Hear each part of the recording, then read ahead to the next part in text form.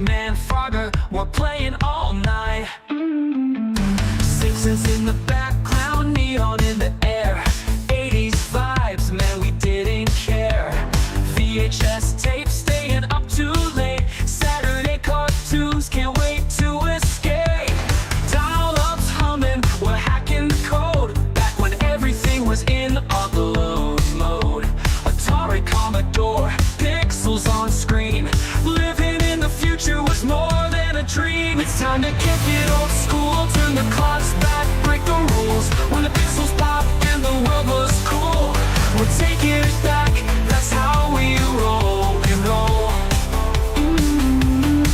It's time to kick it old school. Where the beats are fresh, the tech was gold. From arcades, TV shows that ruled. You know we're kicking it old school. MTV playing our favorite jams. Moonwalking with MJ, Neon Slam. Ghostbusters gear, we're ready to go. Chasing slasher scenes, fears in tow. Back to the future, hop in the DeLorean. Knight Rider cruising, man, there's no ignoring them. Battlestar Galactica, what a ride. Looney Tunes, antics, pure joy inside. Blockbusters ruled, we lined up for days. Video games booted up in the pixelated maze. Movie marathons and popcorn nights. We ruled the screen, living in the lights. It's time to kick it old school. Turn the clocks back, break the rules. When the pixels pop and the world was cool. We're taking it back, that's how we roll, we roll. It's time to kick it old school. Where the beats are fresh, the tech was gold. From arcades to TV shows that ruled. You know we're kicking it old school.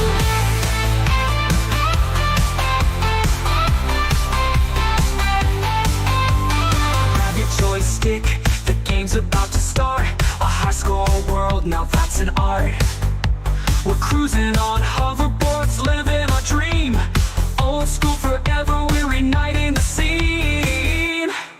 It's time to kick it old school. Turn the clocks back, break the rules. When the pixels pop and the world was cool. We're taking it back, that's how we roll, we roll. It's time to kick it old school. Where the beats are fresh, the tech was gold. From arcades to TV shows that ruled. You know we're kicking it old school.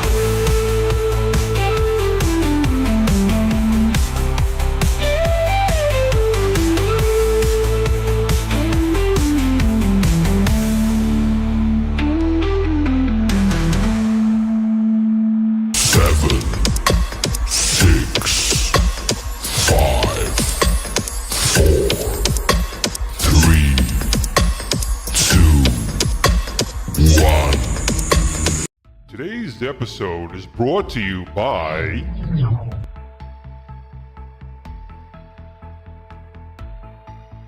PTZ Optics. Disability upgrade. New Wave Toys and their Replicate Amusements products. GG Retrobox. Get 3 to 5 games from your favorite series, consoles, and game genres delivered to your doorstep every month with GG Retrobox, the ultimate retro gaming subscription box for video game enthusiasts. Use code GRS15 at checkout to get 15% off your first box. And Boom shakalaka! Hey everybody, it's Tim Kitzer here, the voice of some of your favorite video games like NBA Jam and NFL Blitz. And I'm here to talk to you about Old School Gamer Magazine. It's the magazine for retro gaming, and it's exploding. Kaboom! Print issues come out every other month, and if you want to go green, digital options are available.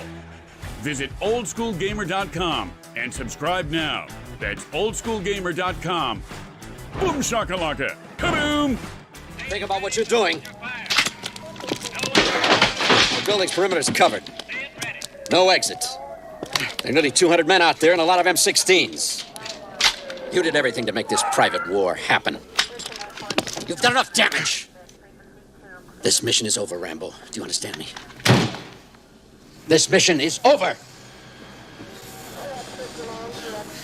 Look at him out there. Look at him. If you don't end this now, they will kill you. Is that what you want? Back it up. Watch yourself. It's over, Johnny. It's over! Nothing is over! Nothing! You just don't turn it off!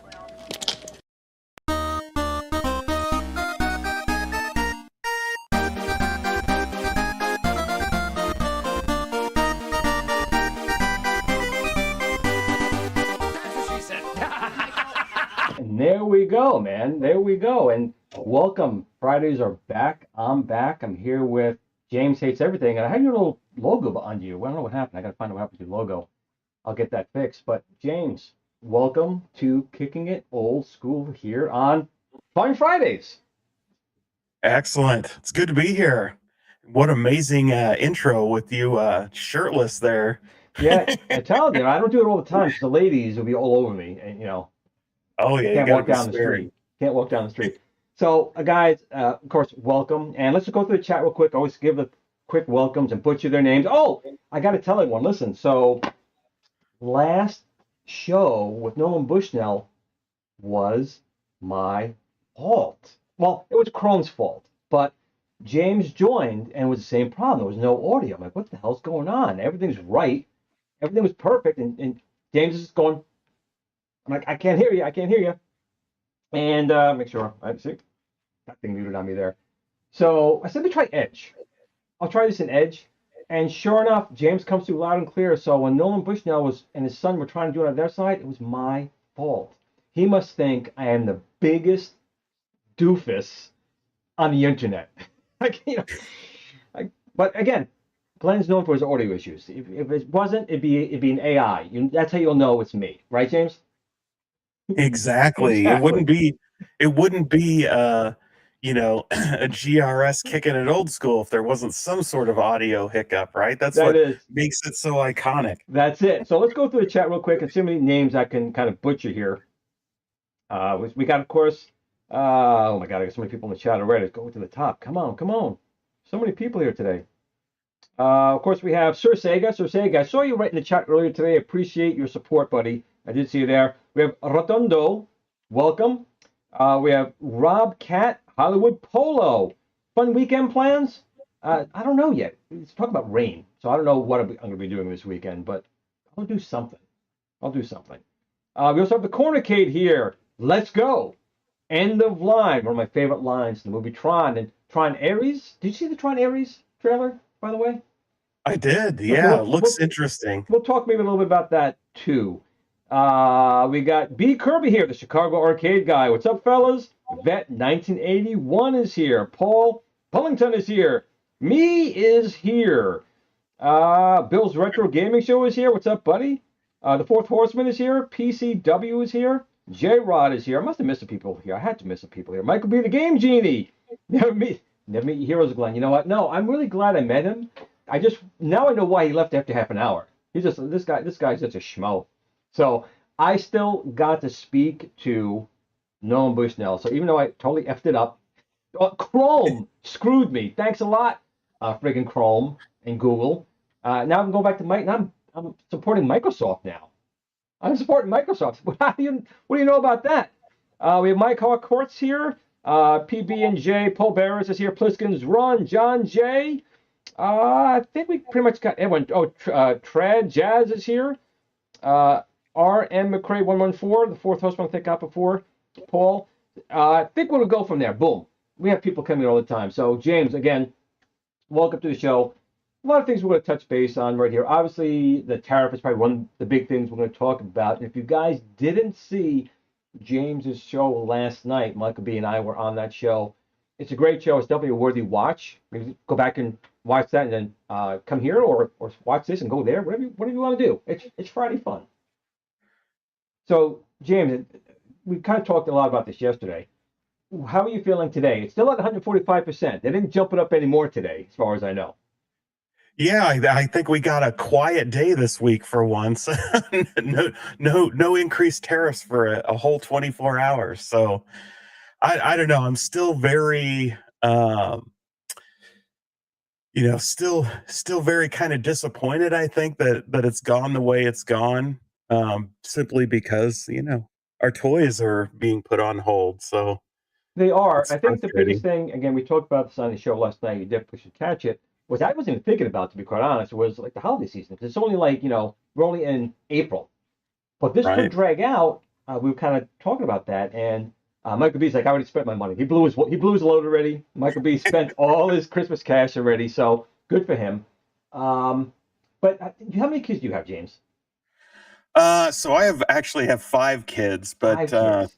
3 of them are adults basically, and then I have 2 little ones. So um, a 4 and a 5-year-old, almost 4 in a week. So around So my age. Okay. So yeah, exactly.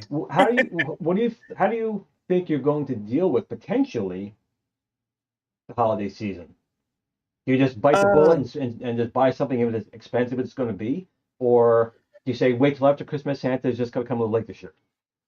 I don't honestly, it depends. So with older kids, right, I can get away with here's some money, go kind of do your own thing or whatever. And but with the little kids, really depends, honestly. That we don't typically buy my youngest ones a ton of toys by any means. So a lot of books and things like that. So hopefully all that still goes as normal because all the family spoils them and gets them so many toys. It's ridiculous. So we'll do a few, usually something, 1 or 2 big things. Um, what I consider big for that age group, right? It's not like you're going crazy. But right now, obviously, it's a wait and see kind of thing. But I don't think it'll disrupt things too much. Now, if my kids were 8, 9, 10 years older, I think it would be a lot harder conversation, right? And a lot different discussion, I think. Well, you can always play the year without Santa Claus. And he got sick and stuff like that. So Santa's Yeah. just sick. He's going to come a little bit late. That's all. Um, how do you? I mean, we talked again about this last night. But it's really on my mind. When you look at the Switch 2's price model, you're talking this machine is $50 cheaper than with no game. Just the 449 cheaper than like a PS5 or an Xbox. Right. What is your? I mean, I think that's insane that Nintendo's charging that much for this unit. I think it's insane that 80 digital and 90 physical game prices. I get games have gotten more expensive. Again, when I was growing up, Atari cartridges were like $39 to $49. Now, taking taking it for what it was back then, it was probably close to like I guess $70 or $80, I guess. But when you're talking an electronic download, there's no physical media, there's no boxes, there's no graphic art. So they're saving a ton of money there. And then even when you buy the physical, it's not a physical, it's just a key that downloads it to your console. I mean, people know my take on that, but I don't hear your take on that aspect of it. Yeah, so there are a few things there, right? So I've heard the stuff about the $90 for physical, and my understanding is that's not what's gonna happen. It's actually just 70 or 80 depending on what Nintendo or their third party decide to charge, and it'll be the same exact price for physical. So I know there was early on, I think a couple websites put out or media outlets put it out, but since then, like Nintendo said, no, that's not 90, it's going to be 80. But 80 is still ridiculous in my opinion, especially for something like Mario Kart, Yeah, Mario which to Kart me 15 or is, whatever that number it is at now. yeah, to me, a Mario Kart game, they're fun, but they're not super in depth or anything. And so, I don't, I have a hard time paying more than 40 or 50 for a Mario Kart, let alone 80. Like that just seems mind boggling to me. And then the game card thing or the game key, that's also what I understand is not every game. Like the ones that will have game key will specifically show the logo on the box, and I know some of the big titles like Cyberpunk 2077 is fully with the DLC, everything is going to be on the game card. They're using like a 64 gigabyte card. And the bugs were all worked Um, out in that game after all these years, finally, hopefully. yeah, yeah, I think so. They might bring them all back for the Switch. We'll see. Because it's obviously a much bigger game than 64 megabytes, Oh but yeah. because they rely so heavily on AI, they don't have to put as big as texture files on there, so they're able to keep the size down. That's one big difference I think we're gonna see with the Switch. I think in the That's what she Treehouse said. videos that people showed where they actually got to go play, you could really tell in Cyberpunk where they had relied heavily on AI to make that run. In like the hair textures, the hair just looked terrible on people. And Right. so while some of the I'll environments take look it though. really I would take good, it. I'll take that hair. yeah. So I'm mixed. I'm all physical. The only time I buy digital is, if there's no other option because the Like on the person doesn't. Oculus, we were talking about that before on the Quest. Right, exactly. And even, or if I don't want to wait for a physical, because sometimes the physical doesn't come out till way after, I'll do digital. And if it's a game I really like, I'll buy the physical too. I'll have decided I've already going to buy the physical before I buy the digital, because sometimes I'll just wait. And I have no problem waiting unless it's something I really, really want. And then might buy both copies essentially.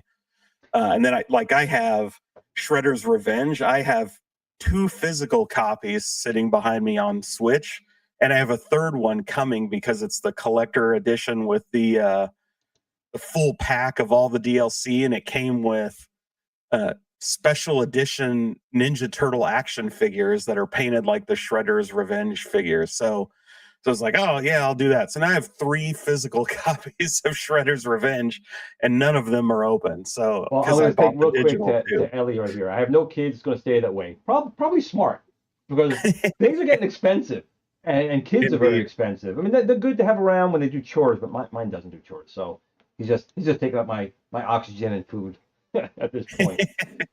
But one good thing about him is I've been able to re-gift things year after year. He never opens them. He gets the gifts. Switch. I still have his original Switch games. I just rewrap them, put them back under the tree. He goes, I think I have this one already. I says, you do. It's the same copy I gave you 2 years ago. Nice. Oh Lord. But now back to the Switch here. What do you think they are actually thinking about this price point? It's not an OLED screen, right? It's Right. okay. It's got a slightly bigger screen. Okay, the controls a little bit better, but they're not the same like Hall effect, non-drifting sticks. Yep. So what the hell are they thinking? And they charge this amount of money. I mean, if you're now Sony and Xbox, they go, maybe we should raise our prices, make our games like $110 because Nintendo is charging this amount. I mean, you think it's now going to be something you have to worry about? Well, I think obviously PlayStation 5, when they dropped the Pro at like what, $800, it was ridiculously high. That opened the door for Nintendo to raise their price, right? Because they can now say, look, the current generation consoles $800, so us up in ours isn't all that big a deal. And I read an article today where they had estimated all the components and everything that Nintendo has about $400 in the unit. And so, $450, they're probably covering their packaging and shipping and everything. The whole point of these And just consoles breaking even. is the razor Yeah, and it's a blades loss thing. leader. So Yeah. you generally lose money on, especially Nintendo. I mean, they sell games like pets, right? So you take a loss on the console to get them in people's hands, and you charge a respectable amount. So I think they are honestly pillaging their fans with the cost of the console, and they're definitely pillaging them with the cost. And then the president of Nintendo America is just like, well, hey, if you can't afford it, buy the old one, buy the purple one. And that's not a good thing to really put out there, saying, okay, if you're rich, you can get the new one. If you're poor, stick with the one that's what is it, 4 or 5 years old now, the regular Yep. Switch. It's not like, a good I look. think it's up to 8 almost. It's Okay. a little over 7 years, I don't remember, 2017 or something. So it's getting up there in age. And, I agree with you. Obviously, the American, the aptly named Bowser, right? The CEO, Yeah. is tone deaf. And I do think it's going to hurt them. I think the Switch 2 itself, there's a lot of hype and excitement around it from gamers because we live and breathe games, and Switch 1 was so successful. But I think if you put yourself in the shoes of the people you're talking about, right? Like, and not even gamers, but parents who might be looking to pick one up for their kids, things like that. I think we're in Wii U days, quite frankly. I think people are going to look at this at the Switch 2 and say, this looks just like the one I have, that I bought my kid. Why do I need to upgrade, especially at $450? Like, I don't know that they're going to convince enough parents and stuff to buy this for their kids. I think it's a huge hurdle. So I think, yeah, it's a Nintendo console. It'll naturally sell well, but it's not going to sell I don't think it'll sell what their expectations are. It's going to have a big out of the that gate price and is going to then have to peter drop. out. That price is going to have to drop. Think Yeah. about it. It's like you said. What if you have a couple of kids? Sometimes you can't buy one Switch. Sometimes you have to buy two. These are designed to be taken Yep. places in the backseat of the car when you're going on these long trips. Again, the regular Switch, when it first came out, I think it was like $349 when it first came out, around that price range. Again, that's not much cheaper, $100 less, but it was still less. And like you said, this is not much of an improvement. It's like you said, a Wii versus the Wii U. There's subtle differences here and there. Do they make a big splash, especially right now? No. And even their tech demo, they've been charging for the damn. Here, you want to know how the things work? Here, buy this, and you can see how to use the different parts. That is like Wii Sports. You give that. Those are things you give, so people say, you know what, this is pretty cool. The mouse mode is pretty cool. That's what Nintendo used to do. I mean, think about 1986. I'm in New York, so I got the launch edition of the NES, and that came with Rob. It was a marketing ploy. But I still got I think I got the whole thing for like $139. That was the NES. It came with Duck Hunt. It came with Dynamite. It came with Rob. This big, huge box. I got the light gun. I got the two controllers. That was a loss for them. They sold that at a loss. And you sell the games and you make it back. It's just I think it's a very bad look, especially when the world is in the economic turn that it's in. There's a recession in there. Things are expensive as it is. And this now says, especially if they have a Switch, like you're saying, James, why upgrade? Oh, yeah. And if you've been following the kind of the controversy around regarding these pre-orders and scalpers and stuff, from my understanding is, like, if you go look at UK and look at some of these other countries where pre-orders have been going, they're still available. The pre-orders haven't even sold out. So there's already like some evidence in the water that there's not a lot of demand. I mean, it's a launch. There's going to be an uptick in demand, but it's less than expectations. But usually a launch of a PlayStation or Nintendo or an Xbox product, usually they sell out like quick, usually in the past.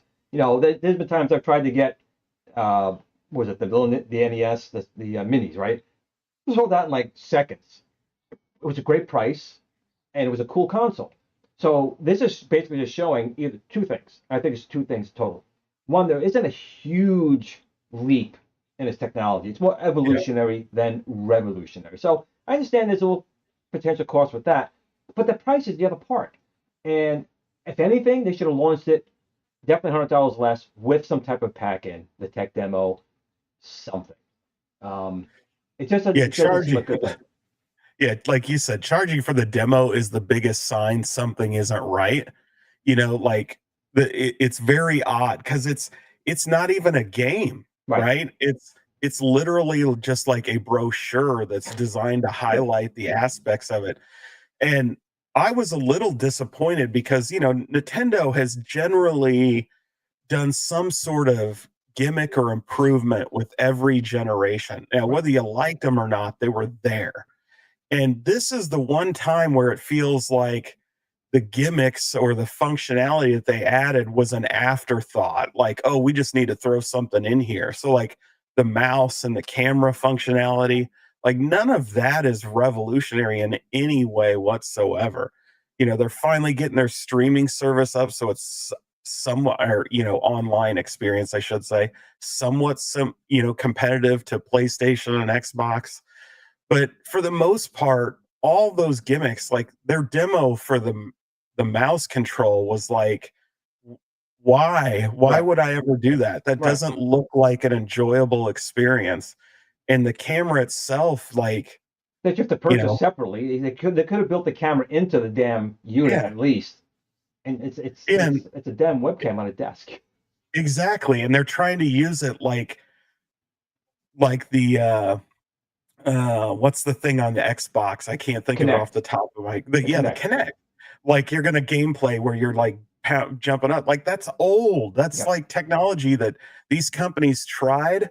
PlayStation and Xbox both tried that stuff and it failed. So now Nintendo's like 10 years later gonna go, yay, we Right. got a And webcam. Like it Xbox doesn't make with the sense. one, they were say the initial one you had it was part of it. You had to buy it with it, and then Microsoft had to back out of that one, and they Yeah. killed it. Great example. It's like with the I'm gonna go real old school. The Atari 5200 and television, ColecoVision with the keypad. Then the Atari Jaguar comes out in the 90s with the keypad. It's like Right. something tested in the 80s. It was done. It's kind of hard to bring something like that back when it really was not a big It thing. didn't get adopted well to Right, begin with. right. So The yeah. motion controls are good. I was actually just playing Wii, the regular Wii, the other day, and the motion controls, they're decent. It gets me to move around, get some exercise in it. But I have to admit, the Connect, when I got that, I really had high hopes for it. I'm like, I don't have to do anything. I want to try the Star Wars game. I got my son. That was a pets game to play these virtual pets, and the thing was, it drove me insane. It's just your lighting's got to be a certain way. You have to really be certain distance apart, but the lighting's really got to be good for it to work, and it just never delivered on the promise, and Yeah. it's a shame. Yeah, and now they're gonna try to do it with some really cheap webcam. And I saw like there's basically two out, right? I don't know if you saw this, but Hori is releasing their own camera for it that looks like a piranha plant, and the resolution is 480p. It's like it's like so bad low resolution that like it doesn't even make any sense, right? The Did they generic give the specs? Nintendo one. Did they give what specs this webcam is? Is it at least Yeah, 1080p? yeah, Nintendo's specs are 1080p on their camera, but it's really tiny. If you saw the photos of it coming out of those hands-on experience days, it's really small. It's like as tall as the Switch. They made it look like it was huge in the direct, and it's not. I've It's done this that a little couple of tiny times. thing. I've done that a couple of times. Hold on one second. I've been trying to do this one. It's perfect timing. That's what she said. There we go. Got it. That's what she said in there. I feel better now. Um, so yeah, and again, they've had a lot of time. Like I said, you're probably right. 8 years for the regular Switch. They've had a lot of time to R&D, a lot of time to Yep. think of something innovative. And Nintendo usually is great at that. It can be even simple things. I just don't see that with this product, especially at the price point. Yeah, it really just feels like they just added a little more processing power and called it a day. And maybe that's why, like, even the name. When's the last time Nintendo just like slapped a number on a system? Like, they've never done that. So, like, they didn't even work on the name. Like, they could have called it like the Super Switch and at least been nostalgic, but they're just like, man, just put a 2 at the end. We're not even going to try. They're doing a GRS thing. Just throw a 2 in the end. Call it a day. Call it a day. Yeah, I mean, obviously, all the other companies do that, but Nintendo never has. It's Right. always been something completely different, and so it's just weird, all around, like the whole thought process on this. Well, I you know mean, what? I think I know why they did that in this case. I'll tell you exactly why. And we talked about it before. The Wii and the Wii U. People that thought it was a Wii with a controller on it. With a 2, they say, correct. no. This one's different. This is the next level. So I could see maybe why they put the 2 in, because they already got burned with the For Wii U sure. title. That's Yeah, my no, take. yeah, you're probably right, and especially because we do know that that's why it didn't sell well, right? Is people thought it was a Wii with a controller, and I'll tell you, like I love the Wii U. That's like one of my favorite Nintendo consoles, and it's way It underappreciated. is. In fact, most of the titles people love on the Switch are just Wii U games, right? Because they didn't sell on the Wii U, they put them on the Switch. And I have that's the only system I have every vert game on. So I have the entire Wii U library because I love it so much. Really? Well, Yeah, I and know for a time the games were really cheap. I mean, you can get them at the end. You get them yeah, at they're on not they're not so cheap anymore, but No. they've come down a little from the hype era. And luckily, I completed my set right before that all happened, Wow. so I didn't pay outrageous for more than a couple. But it is one of those things that was way underappreciated and had a lot of good games on it. And so, Was House you of the know, I Dead think we'll see this overkill? similar with this. Was What's that? House of the Dead overkill? Was that the Wii or the Wii U? Do you have that one? House of the Dead That's overkill? that's on the Wii. I don't think that's a Wii U game. Gotcha. That game was pretty for a Nintendo release. Well, what Nintendo released it, but on the Nintendo console, it was like X-rated. I mean, it was Yeah. like what? We got a my- super chat. Hold on, James, we got a super chat here. GeForce Guy, $4.99 super chat. I think the pre-orders will go live April 17th during the Mario Kart Direct. Have a feeling. What do you think, James? Do you think so? Thanks for the super chat, by the way, GeForce Guy. I think they announced today, May 8th, for the pre-orders. So I think that was announced this morning, right? I didn't see it. I was buried under regular work. So if that's true, GeForce Guy, I apologize that you spent $4.99 with the guess. If it was already announced, it was May 8th. But I don't want to harp on it, but I just that's my personal opinion. I think Nintendo is, for a company that's always, honestly, supposed to be like kid-friendly, family-friendly console. Yeah. But yet they also shown a very hardcore anger towards a lot of people, like influencers back in the day, when you were doing videos and they would do takedowns, or they would force you to subscribe to them to do your videos, so they took your 80% of your income on the video you're promoting their stuff to. It took a while, but they backed off of that. So Nintendo's had a lot of these tantrums or evil spirits, if you will. They still do, right? So they still hate the community that is Smash Brothers Melee, right? The GameCube version that people try to run tournaments, and Nintendo's constantly going after them, trying to shut down in-person tournaments of that game. And then obviously the stuff recently with emulation that people are doing, they're going after, again, creators and companies that are showing anything related to especially Switch emulation, but really any of the Nintendo stuff. And it's, to me, it's like, come on, like, some of that emulation stuff is about preservation. Yep. And I get there are people that are using it to avoid buying a game, but my experience, the people that are doing that were never going to buy your game to begin with, so you're not really out money. Now, I don't encourage people doing that, right? But it's just crazy, I think, the way Nintendo has acted again in recent years. But as you noted, they have a long history of some of that. And they do, and it really started, and we were talking about it on your show. It was on the show or after the show. I can't remember now. It's a blur. But when Nintendo had first come out, outside of Japan, if you wanted to make a game for Nintendo, you had to sign a 2-year agreement. So any game you made was only for their console, and then the maximum was 5 games a year. So Atari back in the day actually kind of fought that for a little bit. They had Tengen. They started releasing under a sub brand, but you still had to send. And I can understand this part. You have to send it to Nintendo to make the cartridges. That was their thing. But other people like Atari are like, well, we should have to do that. So they have this whole thing where they went to the patent office and they got the lockout chip information and they reverse engineered it, and they got caught. So Atari actually had almost an ironclad monopoly case from Nintendo with what they were doing. But because they went to the patent office, that cost them $100 million lawsuit, and they had to pay Nintendo. So that's a sucky thing. But the point was that Nintendo had a strangle. I mean, Sega with the Master System was a much better console, but they couldn't get any games outside of Japan because everyone was restricted. If you did it for Nintendo, if you did it for Sega, then Nintendo's like, we can't make it on our console.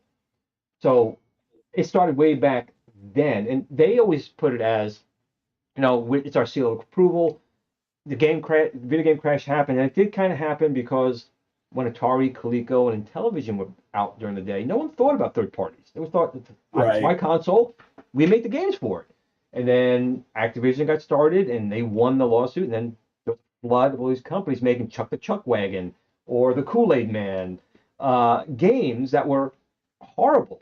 And that's kind of what caused that crash. So Nintendo, I understand, was trying to circumvent that, but they took it, as Nintendo does, to level 10 or 11. They just Right. really take it up there. Yeah, I mean, they took, like you mentioned, Atari, but they did the same thing, obviously, with Konami, right? They had to roll off and create another brand in order.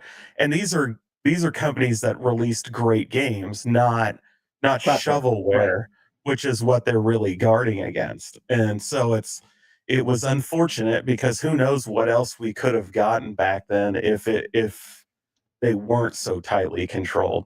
Because in the end, right, you still had a bunch of, I don't, not bootleg knockoff No, there's things, still some bad right? games on the NES. There's some bad games Yeah, on it. So they still put their seal on. As long as you paid them to build the cartridges, they will slapping their seal on it, and under 5 from your developer. That's what they yeah, really cared about. It wasn't really about the seal of Nintendo's quality. yeah, and none of that really stopped anybody anyway, right? You had all those like Bible-based games, you had adult games coming out, you had lots of people still making those But the kind of Bible bootleg games, I think cards. what they did was they had a 2 cartridge connector, so you had to plug in a real cartridge so it would pass through to do the check, and then the game went in. I know some of them did that. They Yeah, bypassed it that way. But Nintendo actually was going to sue. It was Noah 3D. It was a Castle Wolfenstein ripped off game with Noah's Ark and sheep. They were going to sue them. And they're like, do you really want to sue a company making a Bible game? Do you really want to do that? And Nintendo actually was still pissed, but they didn't because of they're like, you know what, we probably shouldn't sue a they company didn't want the making bad press. religious Bible games, but they were close. They were close. Yeah. All right, so let's move away from Switch 2. I think we burned that one down. I not that I was getting one anyway. My son has a Switch. It's upstairs. I can always play that one, which I don't.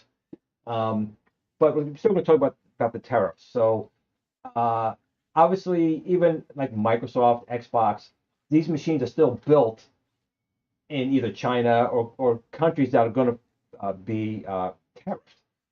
So if a PlayStation 5 is worth $800 before, what in the world is that going to be with the tariff? 12, Can, $1,500 now? yeah, can't even imagine. It's going to be a lot, right? Especially if, you know, as you mentioned, these game manufacturers or these console manufacturers all make them at a loss, right?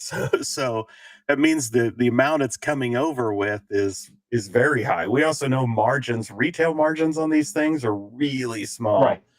So yeah, I mean, probably darn near double, pretty close. I mean, If the they, Alice in you're Wonderland talking about the pinball. 150. Let's talk about that, the Alice in Wonderland pinball. I take my hat off to them. They did the Kickstarter, did very well. They were only looking for 100,000. In 2 minutes, they blew past that. So congrats to that. It ended like around 610 or 20 people and over 600,000, like maybe Yep. $611,000. So they crushed their Kickstarter. And I know for shipping and handling, they're only charging like between 50 and like $70, depending, I guess, where you were. So everything was very reasonable. And then, of course, this happened with tariffs, and they were on the Cornercade, and they said, "Listen, we're going to eat it. We're going to eat it, and we're still going to ship this out." But I think when they said they were going to eat it, it was only like at 40%.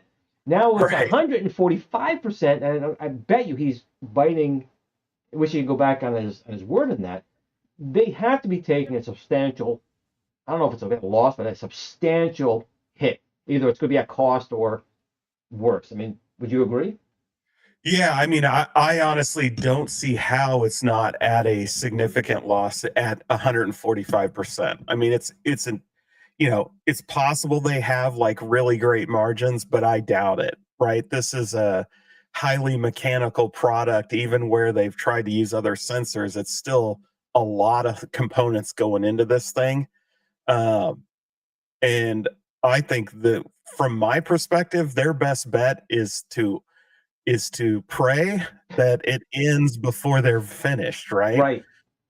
Because they made that commitment now saying, hey, we are not going to go back to the well. You've bid. That's what we're going to charge. We'll absorb that. And so, And you hats know, off. yeah, That's a very honorable thing to do. I mean, they didn't have to do that. They could have said, listen, this is outside the scope of the starter, but they cared about the people who supported them. And I think that's huge. Yeah, 100%. Because they could have very well said, "Look, we're selling it to you at this price, but when it lands, you're going to have to pay a duty to get actually your hands on it." They could have done that. You know, that's what some other countries do. They've decided not to do that, right? And so, yeah, I mean, that's great on them. And at the same time, I have to hope for their sake it ends early, because the last thing, I think a budding new company with a new product needs like that is to suddenly hemorrhage a bunch of cash in order to make good on delivery, because then how do you have the funds to do round two, right? The Right. whole purpose of this one was to get one out, get it made, bring some money in, so that hopefully they had enough cash flow then to go build more and other exciting things, and maybe get some licensing and things like that. But if you don't end up not making any money because of tariffs, that destroys all opportunity for rolling that forward, which is scary. Yep. And You and know? on that note, we talked a lot about that last night on James Tate's Everything show last night. So definitely, if you want to hear more about pinball and all the different topics we talked about, that definitely look at his live stream last night. It was a really good show. Michael B was on it. We had a good time. I think we had a good time. I came way late because James is like, here, I'm gonna go on live in a few minutes. And I like half read it. I'm like, oh, okay. And I was like, oh, you wanted me to join? Oh, I was way late coming on the show, Yeah, but it was a I good. did total lot of planning. I said, "Hey, we're gonna end up talking about this," and we were talking in Discord. So I was like, "Oh, I'll just send him the link, and if he wants to come on, he can come on." And I appreciate you did, because it made for a lot more entertaining discussion. Being the guy that's running a business that is being directly impacted by these things, right? So we're all gonna end up paying the tariffs, but it's actually affecting what you do and what you're trying to do for everybody else. And it's a big deal. It is. Right now, I do have a warehouse in New Jersey, so we have a lot of product stocked here. So as long as you have stock here with that, they will not be affected by the tariff. It's already here. So that's the good point. A lot of people, I've seen a lot of comments, people saying, about me canceling my Kickstarter. I'm not canceling the Kickstarter. I am pausing it. And James and Michael, and a lot of people I've talked to behind the scenes, I've told them, when the tariffs were at like the 45% thing, I was working, I delayed the Kickstarter about a month and a half because I was going back, reworking our numbers. I made a promise to make this machine come out for the 19-inch under 1,000. Yeah. And we were absolutely going to hit that. No problem. It was going to be a fantastic thing. But I still would come under 1,000. I was like, okay, we're still, as long as we're at this number, we'll still be able to do this. People are going to still think that's a fantastic value with everything we're going to do. But I waited a little bit long because I kept hearing rumblings that this was not done. So I waited about 10 days. And sure enough, wham! It went up to 125. I didn't even know, but it was 104%, I think, when I saw it. And then it became like 125. And then no, someone's like, it's 145 because it was a 20% before. I'm like, holy shit. So here's my take on it. I've heard some people saying, I'm backing out, or I'm trying to make people pay these things. I'm trying to do the exact opposite. I don't want to release this at a time where you're going to pay more than I intended, right? Now, I understand governments, I understand countries, I understand the whole thing with manufacturing. I totally get it.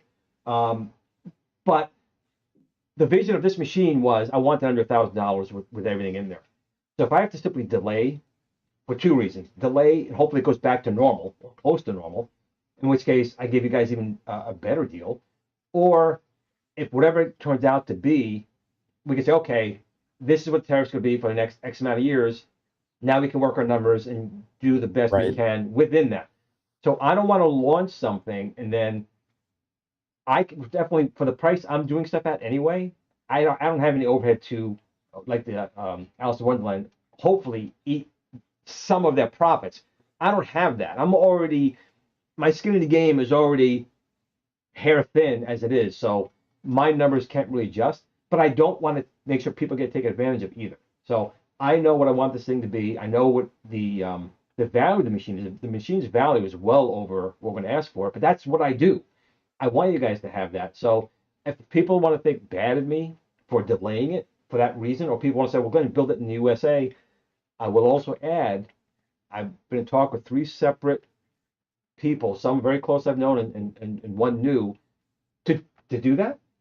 And it would have been, you could have got 3 Build-A-Cades, 3 FUs for the price. Now, is that wrong? Is that bad? No, that's just what it would cost to make it here. But that's what I'd have to do. I would hate for someone to spend, say, $3,000 on a machine. I really want to have under 1,000, because it's just me. Maybe I'm psycho. Maybe James. Maybe I'm wrong. But I'd rather you guys keep as much money as you can and still get it. And if you have to wait a little bit to let this settle down, I think that's the right thing to do for my customers anyway.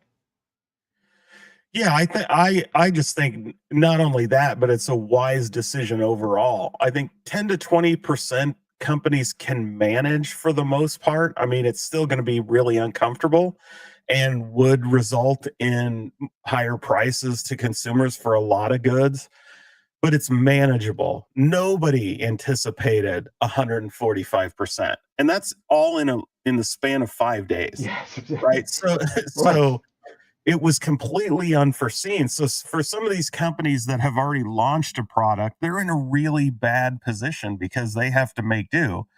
And whether people want to see it or not, it's fortunate for us that you haven't launched a Kickstarter yet. Right. This came before you kicked off, so that you can delay it. You can say, hey, we're still going to do it. We're just going to wait until this trade war ends, because that's what it is. Nobody wants, not even the most staunch tariff supporter wants 145% tariff on China, because it's very detrimental to both countries. And so I think, hopefully, it doesn't last all that long. And in the end, what we get is the US and China coming to the negotiating table. But if both dig in, both are going to dig in, and this could last.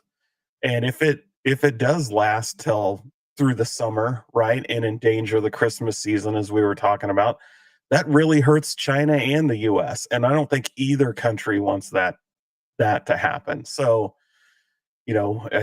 we just got to hope for the best. So Yeah, and these tariff things that got me more was the Steps Gaming.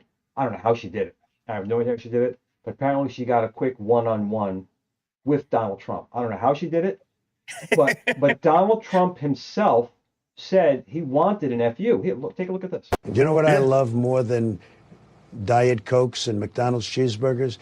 The GRS Build-A-Cade FU.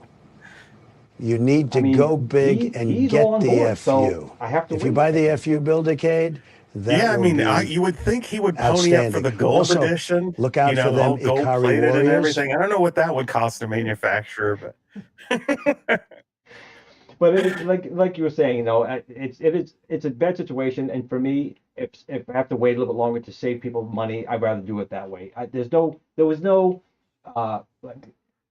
reason I had to launch it at this point. There really wasn't. And I take it as we can now sit down, bake it even better, make small improvements, and really just make it that much better with this time we have. That's it. So if people are mad at me for delaying it or think I am pulling a fast one, I'm not. I'm simply trying to make sure, like I always do, that you guys get a great thing without spending a lot. Now, yes, it's China. I get it. Make it here in America. I get it. I'm an American. I get it. But there's just a simple fact that manufacturing right now in the States is either they don't have it, certain things. Yeah. And another point I want to make to you, let's say James, I did have someone manufacture the machine here. Let's say I did go through that. We worked out a great deal and did that. The Viper, the monitor, the rotation mechanism, the screens, all the other parts, I still have to ship here, and they're going to get the 145% tariff anyway. So even if I spent $2,600 to have the wood made here, and to ship the parts over and assemble it, it's going to be still a crazy amount of money, and it just doesn't make sense. Yeah, I mean, that's what I think a lot of people don't fully grasp. I think they know it, but they don't really have let it absorb, is that the United States over the past several decades has let their critical manufacturing infrastructure go overseas. So we don't really make chips. We don't make a lot of mechanical components. There are some niche companies that do for specific tasks, but in general, that industrial base has gone, and with it, the intelligence needed to do it has left even. And so we've let it deteriorate. So now we want to build that back. We know supply chains need to be restored. We need, it got revealed through COVID and other things that for national security reasons, we need to be able to make more things here. But it's going to take decades. Right. It's not happening overnight. Yeah, Nintendo launched a Foxconn factory in Vietnam. They have one factory over there already that's making Switches, right? But they launched a new one in 2019. It's not set to be completed until December 2026, and the first items won't roll off the assembly line there until 2027. So you can imagine how long it's going to take for companies to, say, make monitors in the United States, which nobody does, right? Nobody makes HDMI or HD TVs here. Right. So how are you going to get that here? You have no choice but to go overseas right now. And it's easy to say build it here, but there's no infrastructure. Right, and so that all has to be built up. Right. We were talking about this again on your show last night. I brought up Apple.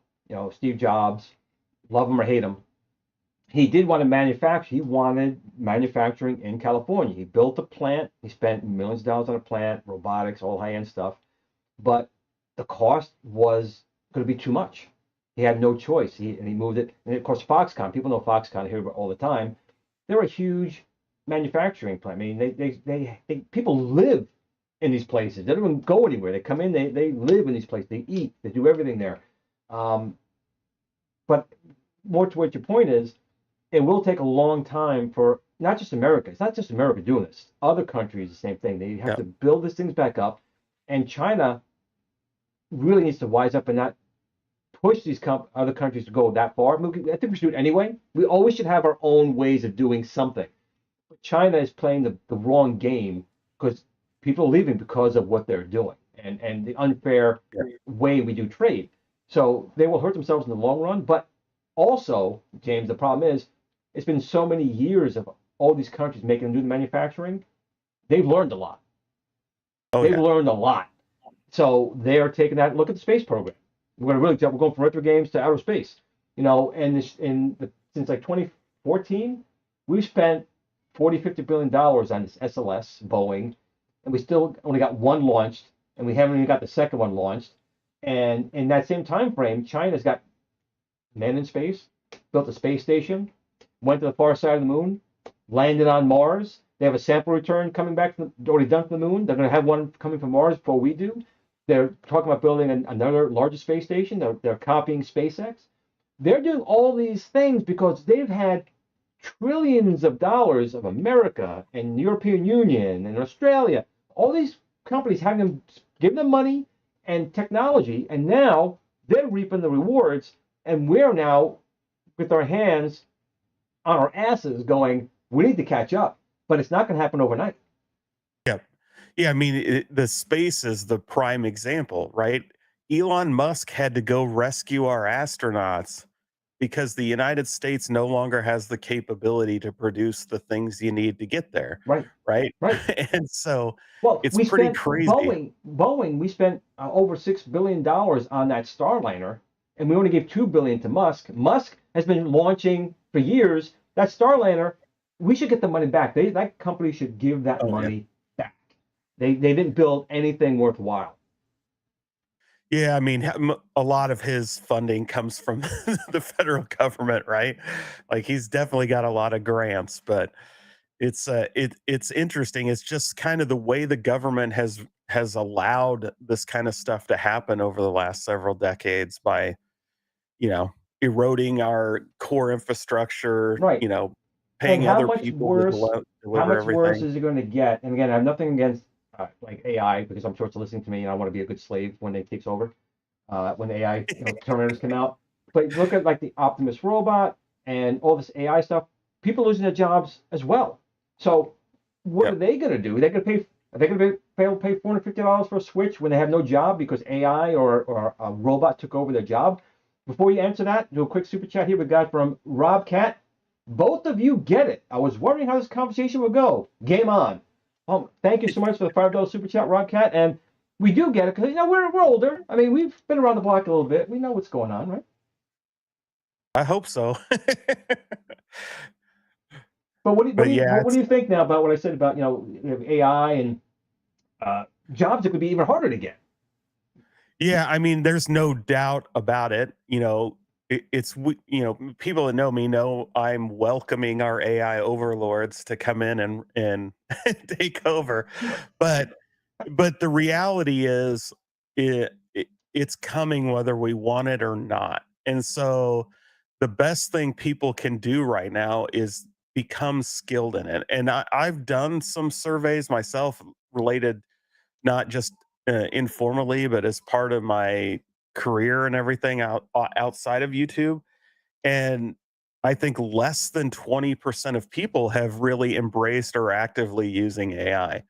And I think that's a mistake. I think it's very important, and it doesn't matter what career you're in. If you dig ditches, you need to be studying how AI can help you dig ditches better, because people who can use it are going to be most protected from reductions in need because of AI, because they can use it better than just random people. Right. True. People that understand how to do the job can make the AI do the job way better than somebody who doesn't understand about it.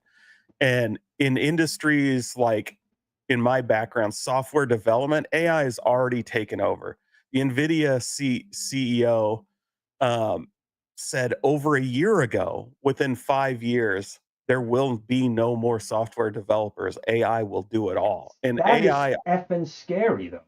Yeah, and AI already can do that. I've seen people generate entire video games that are not just crappy video games. They are fully functioning, multi-level, 3D, everything, and they look good and they play decent, and they've done it entirely with a single prompt. Like, that's how fast AI is growing and getting better at writing code. And so But correct me people if I'm know wrong. how You may be probably the better person to ask this. So I've talked to a few people when AI writes code and it designs even some computer chips. We don't even understand how it did it. Like, we can't follow their code. And obviously, it does what we want, but we can't even understand the code or these computer chips that designs that are really efficient. But I don't know how it works. That scares me, because how can you monitor what it's doing if you can't even understand how it did it? Well, so some of it is, I think I've heard some of the rumblings of that, and maybe there's some things behind the scenes. Of course, they haven't released, right? OpenAI talks a lot about some of the models they have that they think if they released would be way too disruptive. And I'm sure other companies have things too. Let alone, you think these companies have it, you have to wonder what our governments have, right? But Or even countries that are maybe not the most yeah, benign not countries. friendly, right? But in general, what's available for consumers to use now, there's a few different kinds of algorithms, the way these models are written, and they're essentially word calculators, is the way I like to describe it. Is they predict the probability of what the next word is in a series of words based on the context of the words and things like that. And so coding is a natural for that, because if they get trained on millions and millions of lines of code, which is what they did, everybody contributing code to GitHub and going open source, all that stuff got fed into these So it took models. all the human knowledge and now it has that information.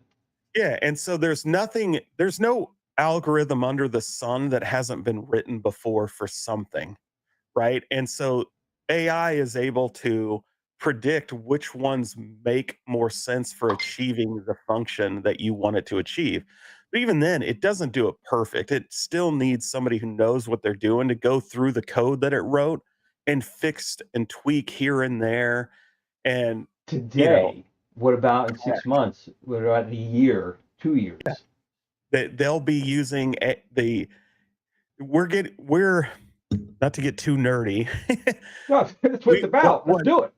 What most people are playing with right now is generative AI, right? And the future is agentic AI and physical AI. And physical AI meaning robots and things like that. So everybody knows that that's coming. The fembots, guys, remember, a few years away from the fembots. But agentic AI is really the next step, which is the non-physical robot, where you have this one AI that can really do all kinds of stuff. So unlike you prompting an AI, say, hey, create me an image of, Glenn's retro show ripped carrying an M60 running through the jungle, right? You don't like my MS Paint version? Instead of doing that, you just say, I want, you don't, it's hard to explain. So you basically just tell it, Keywords, I want to make $1 keywords. million, right? Just literally you would say, I want to make $1 million. And then it's just going to go do that for you. It's going to think up, okay, here's all the ways I can do it. This one seems to be most successful. I'll start this. Here's all the tasks I need to do to go do that. And it'll go off and do that. Oh, I need an account. I'm going to go create an account at this one place, and I'm going to go do this. Like that stuff is already, we're playing with that stuff already. And so the saying, I want to make $1 million is a little bit far-fetched, but not really. You just kind of give it an overall goal. I'm going to ask it to only make me $700,000. That's that. A little bit easier. Yeah, but you give these agentic AIs an overall goal, and it figures out how to achieve it, and it goes out and does it, right? And it goes and does these things. It's scary. I'm not saying it's bad, but it's scary. Yeah. Not for me. I mean, I'm almost, my life's getting close to being done.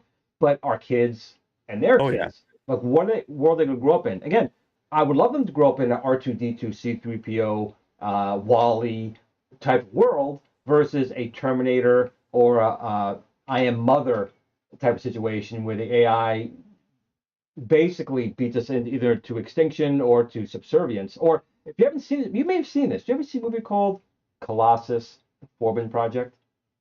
I have not. Oh, dude, it's from the 60s, but it's still so relevant. It's fantastic. It's called Colossus, the Forbin Project. Absolutely something you guys should see. AI, man created it. And remember, AI doesn't always have to kill you to be bad. Right. Doesn't have to. I hate to cut this off. We're actually at 9 o'clock. I know Super Gamer Dudes are kicking off. And I know we all like to go over into the second best show on Friday nights, Super Gamer Dudes. So, James, thanks for coming on the show. I appreciate you coming on tonight. Always a great conversation with James.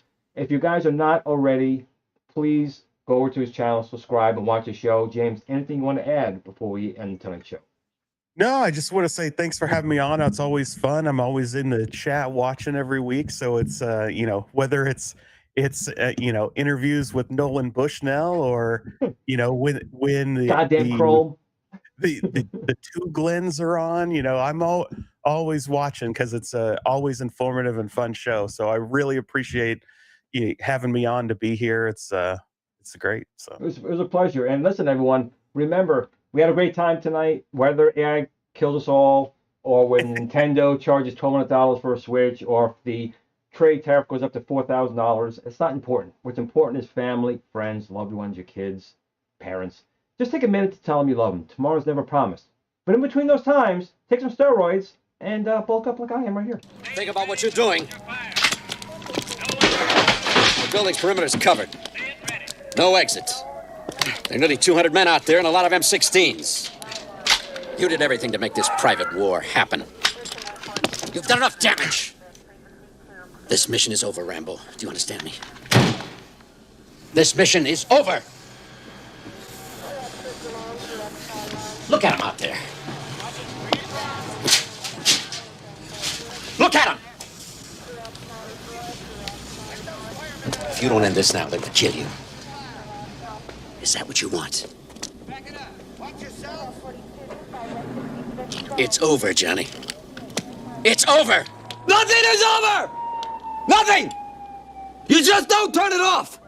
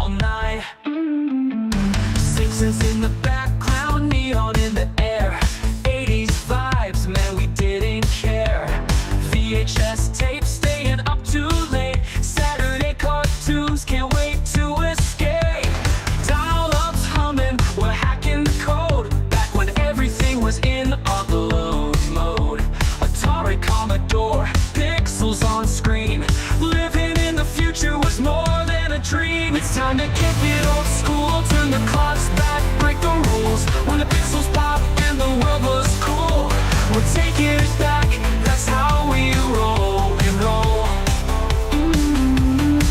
It's time to kick it old school, where the beats are fresh, the tech was gold. From arcades, TV shows that ruled, you know we're kicking it old school. MTV playing our favorite jams, moonwalking with MJ, neon slam. Ghostbusters, here we're ready to go.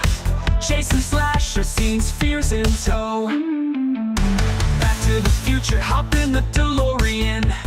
Night Rider cruising, man, there's no ignoring them. Battlestar Galactica, what a ride. Looney Tunes, antics, pure joy inside. Blockbusters ruled, we lined up for days. Video games booted up in the pixelated maze. Movie marathons and popcorn nights, we ruled the screen, living in the lights. It's time to kick it old school, turn the clocks back, break the rules. When the pixels pop and the world was cool, we're taking it back, that's how we roll, we roll. It's time to kick it old school, where the beats are fresh, the tech was gold. From arcades to TV shows that ruled, you know we're kicking it old school.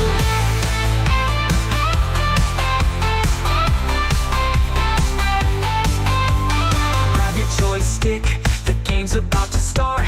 A high score world, now that's an art. We're cruising on hoverboards, living our dream. Old school forever, we're igniting the scene. It's time to kick it old school, turn the clocks back, break the rules.